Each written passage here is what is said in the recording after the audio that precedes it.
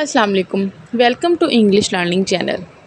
सो friends, आज हम आपको बताएंगे इंक्रीज़ लफ्ज़ का उर्दू में मानी। इंक्रीज़ का उर्दू में मानी है इजाफ़ा। इंक्रीज़ लफ्ज़ का उर्दू में मानी है इजाफ़ा। अब हम आपको बताएंगे इंक्रीज़ को सेंटेंसेस में कैसे इस्तेमाल कर सकते हैं। नंबर 1 पे आता है, we are aiming to increase awareness of social issues. Number 2, the union has asked for the increase to counter the rise in council tax and house prices in the city.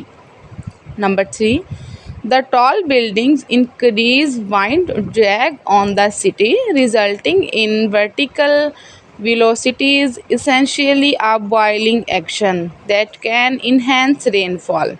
Number 4, an increase from 16 to 18 clubs.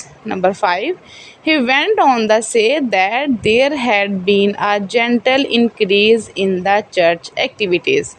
So friends, उम्मीद करती हूँ मेरी आज की video आपको अच्छी लगी होगी। मेरी वीडियो को लाइक करें और मज़ीद अच्छी अच्छी वीडियोस के लिए चैनल को सब्सक्राइब करें।